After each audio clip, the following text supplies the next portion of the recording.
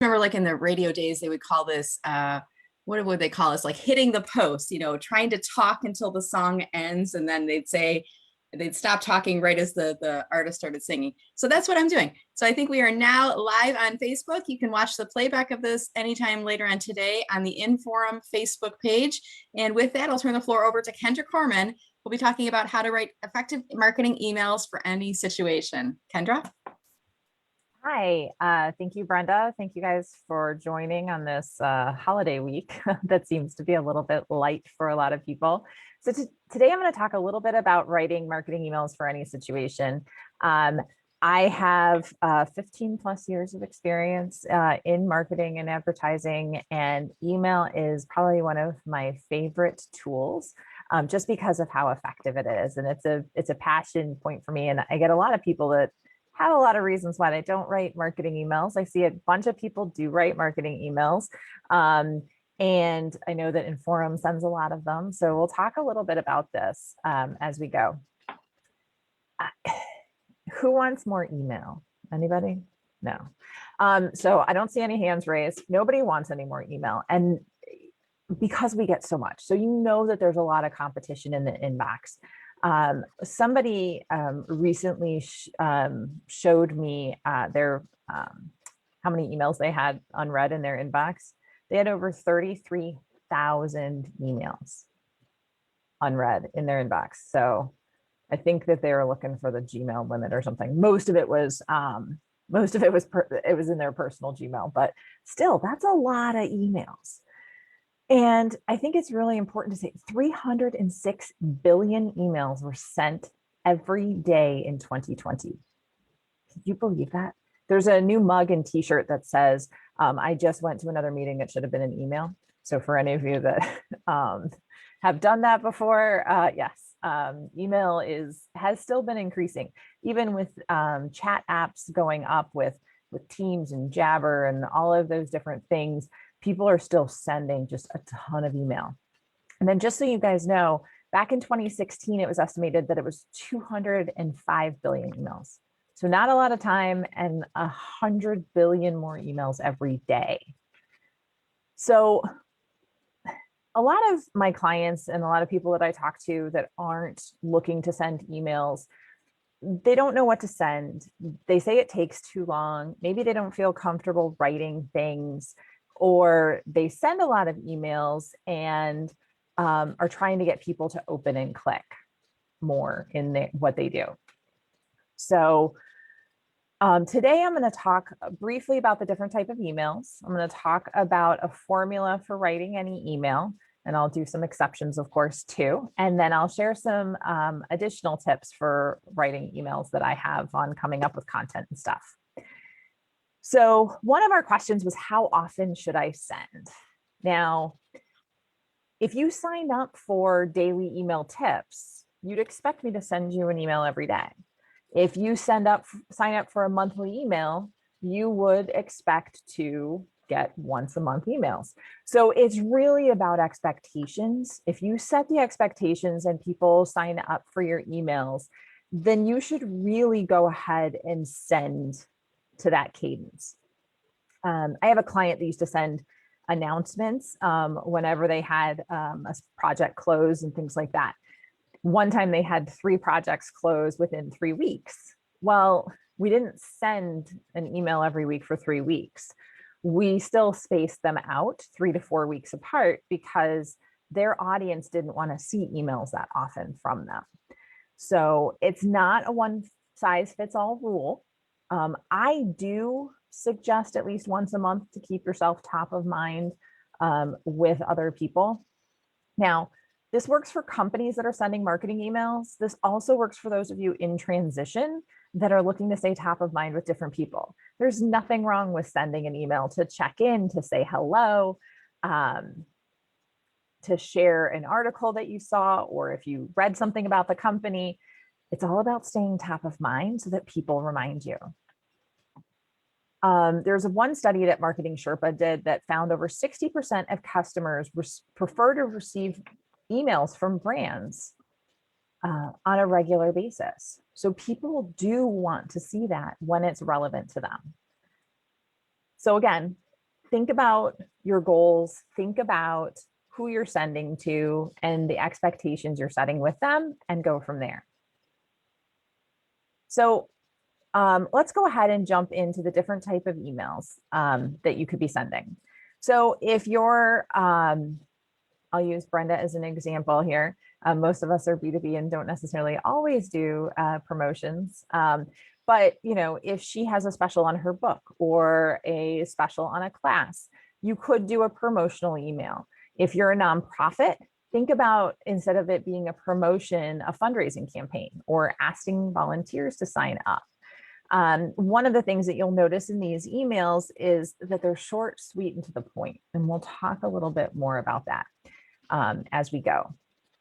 Inforum sends a lot of event emails, which is great because a lot of people sign up for Inforum because of the events. So no matter what type of event you have, email can help you. One of the things that I find a lot with events is that people have a tendency to forget about things. And I think especially since the pandemic started, people are putting off registering and filling up their schedule just more and more and more, and they just keep pushing it. And everything's happening last minute. So I find about 70 to 80% of registrations come from 2 emails that I send for events for my clients. One is the 1 week away and the last chance to register, because that's where people are starting to say, oh, wait, I need to make sure I got that on my calendar and stuff like that. So you can always do save the dates, invitations, reminders, and follow-up emails. Those are always great to send. Oh, and then one other thing on event emails, if you're sending an event email, it's great to have it as the only item in that email because it gets lost. The more articles that you add in a newsletter, the less people click, which I think is interesting. So, and we'll talk a little bit more about that as we go with the formula for writing emails. Don't forget about holidays. If you're running out of ideas and you want to celebrate Valentine's Day, or I know Brenda on social media was celebrating Pi Day, you can send a lot of different things based upon holidays that you might have. One of my favorites is how to. Share people how to do things. Share a step-by-step video, a checklist, a guide, tips and best practices.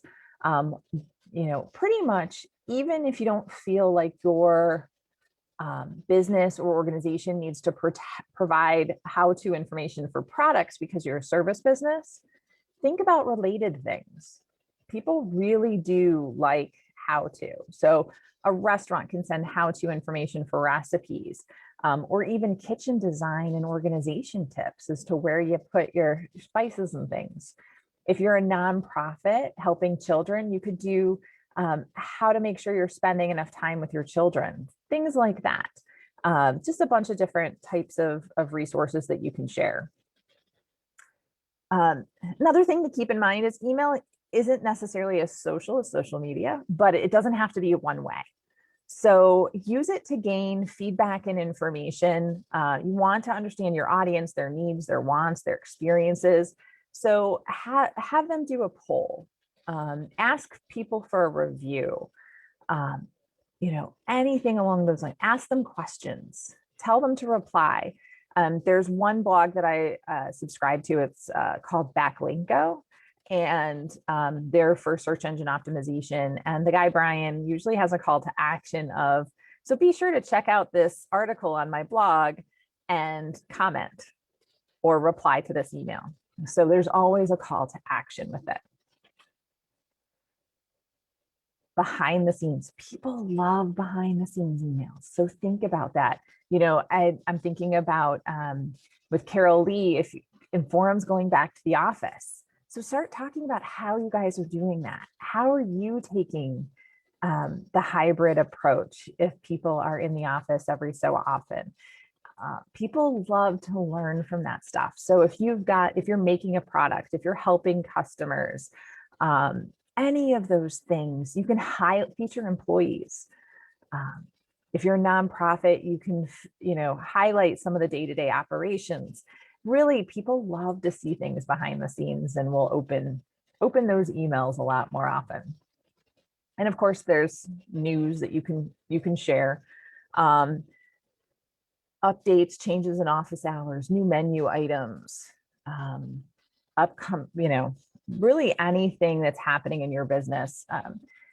One of the things that people did a lot during the pandemic is how things were changing, how working with them was changing. People wanted to know, especially with restaurants, what steps were you taking to make it safe for me to come back? And they were emailing regularly. I think I got like 10 emails from Red Robin in 1 week. That was a little overkill in my opinion, but I did get like a lot of emails from them, but I knew that they were taking it seriously in what they were doing. So that's really important. And then you can always share local happenings. A lot of realtors that I talk to and stuff, we talk a little bit about what's coming up this weekend. You know, the Rochester Sidewalk Sale, Arts and Apples, Arts Beats and Eats. Those are all different events that are coming up that you can share with your audience. And then of course there's newsletters. I always recommend as often as possible to put just one topic in your email if you're trying to drive action. But some people find it valuable to send newsletters that include different topics. So if you're going to do that, make sure you limit it to 3 topics at most. You don't want to share too much information. I once saw an email that was printed out. It was 16 pages long. Nobody was reading that, you know, so and always think about, again, sending them to your website. Email marketing is a great way to increase your search engine optimization. So let's go ahead and we'll take a look at how to write emails, which I think is really important. So 20 lines of text or 200 words is really all you get in an email. And I think it's going down the more we read on mobile devices. Well, people want things that are short, sweet, and to the point. Now, some are going to be longer than others because of the type of email and what you're trying to do. Okay, I'm just going to sneeze, I thought, but real good. But you just want to provide them just enough information to get them interested and then get them to take action. So, you know, you want to make sure that someone RSVPs. Well, you're going to want to make sure that that's as high up on the page as possible. But really, it's all about keeping everything short, sweet, and to the point. So again, once you know what you want your email content to be about, you want to keep it simple. So most emails, and I'll give you some exceptions here, follow a simple formula of picture, paragraph, call to action. That's really all you need. And that formula keeps it very simple for you to do. If you can write a couple of sentences, you can write a marketing email and stay top of mind for people. Whether they read it or not, they still see your name and subject line in their inbox and remember to think about you. Now, one exception to this is in emails where if someone does a download. So I know Brenda, I'm going to pick on you again, has a lot of different tips for LinkedIn. So she had a downloadable that people did on her top 10 things that you're overlooking on your LinkedIn profile. Then she might want to send an email. It doesn't have any pictures. It's just a text email that looks like it comes from her as a follow-up. Emails without images are actually getting more engagement than emails with images in a lot of cases. And you can make those a little bit longer because it feels personal. It feels like you were talking to one person. So just to talk a little bit about the structure to take action, I really try to break it down into 3 easy steps. Start with, what are you offering? You want to stop the reader. And I'll give you guys a link in the chat to to a blog I wrote on power words. But you want to use power words. You want to tell people, you know, draw their attention in with the headline, whether it's a blog, whether it's a social post or an email. It's really important to share what you're offering or what you're going to be sharing.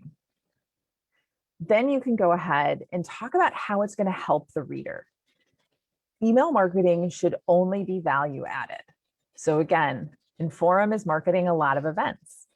That's okay. It's value added because I signed up for Inforum in part because of the events, the affinity groups, the signature events that are coming up in person here, which I'm very excited to hear. And so something to think about is, what is that value? And always have the person that you're writing to in mind. Then you're going to go ahead and think about the call to action. What do you want them to do next? And then have a link to what that action is. Tell them what to do. Make sure it's easy to find, easy to click on, whether it's make a purchase, schedule a consultation, get more information, read more about it, download your ebook, whatever it happens to be. Those are things that you want to think about. Now, for nonprofits like Maureen, it's very similar, except think about it as, what are you trying to accomplish? That's your headline. Then you want to think about, why should your reader care? It's about the impact that they can make usually. And then how can the reader get involved with the button? So very similar, just a small tweak in the way the questions are being asked. And it really helps you to go ahead and outline it. Now, one of the big things that I like to talk about is curating content. So many people tell me that they have no idea what to write about, and they don't have time to do a bunch of blogs and things like that. That's okay.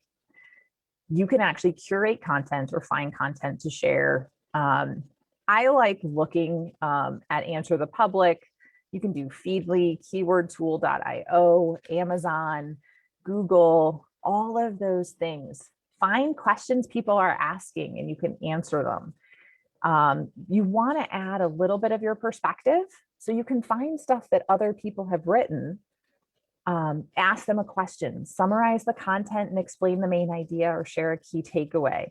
Highlight a quote from the article and share why it's a good read for your audience.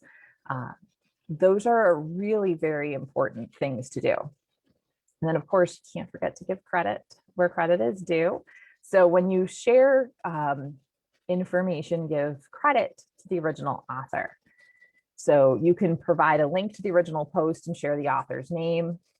You can use read more blocks in different email systems. But again,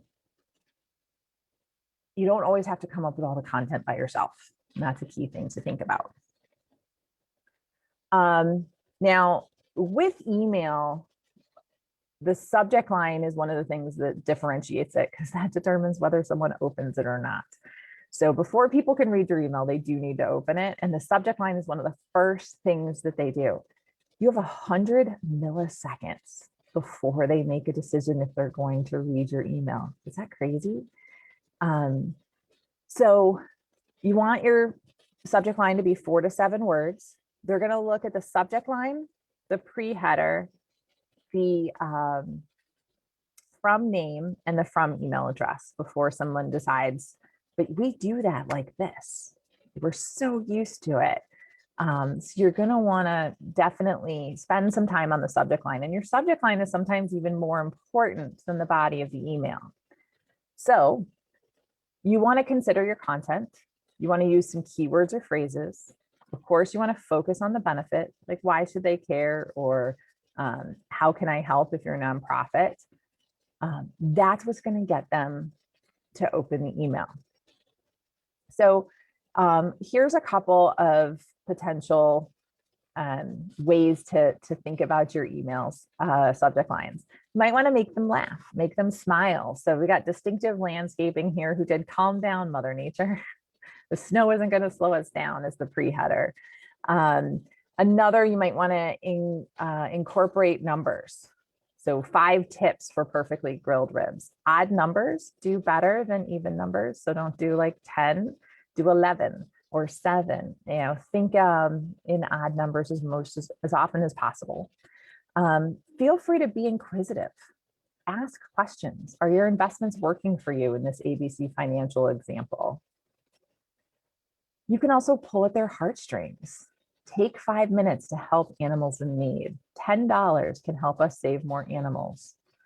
So just a little thing, you can do things like take 5 minutes to help.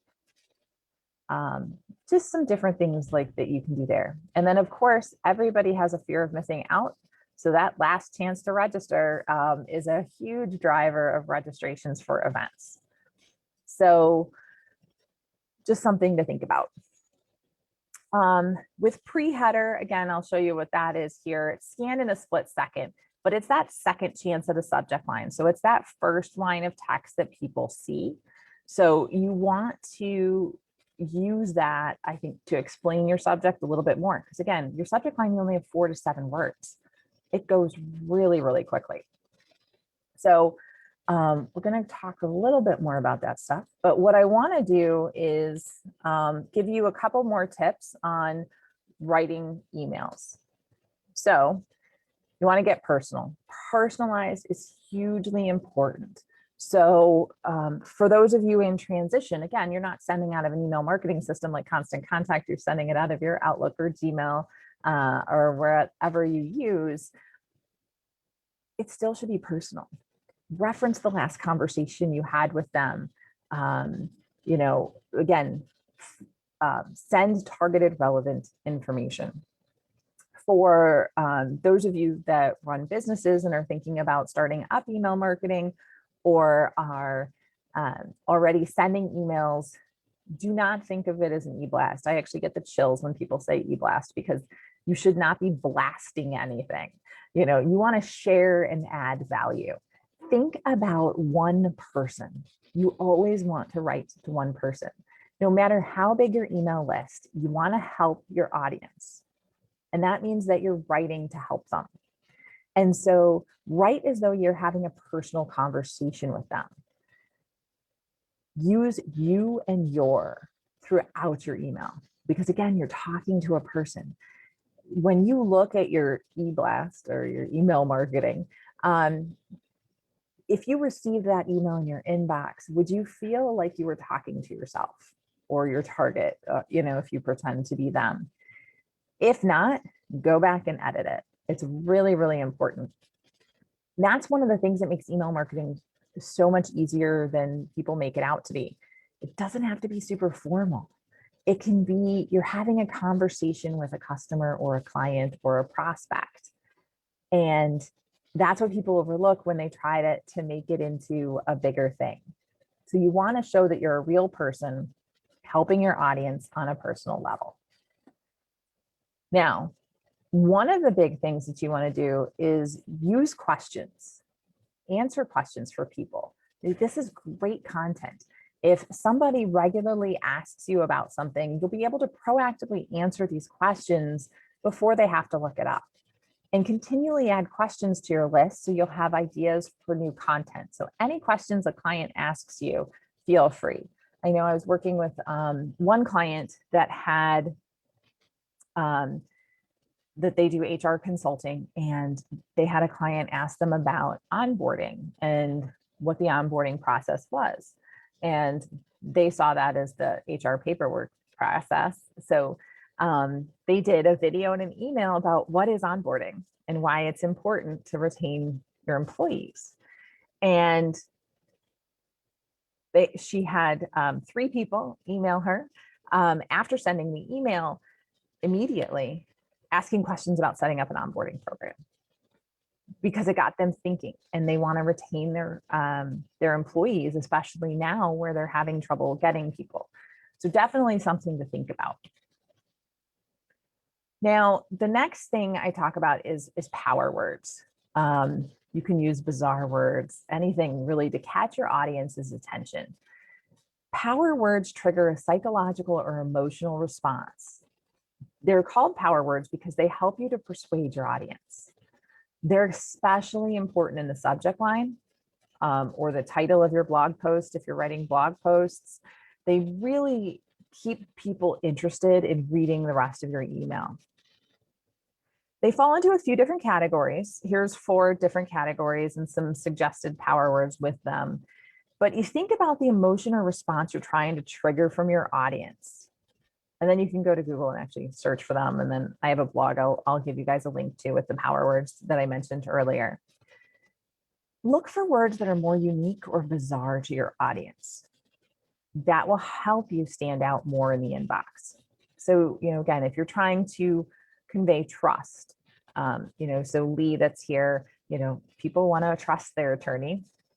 So you can use dependable, no risk, expert. If you're encouraging people, so, Neighborhood House and Jenny, amazing, courage, happy.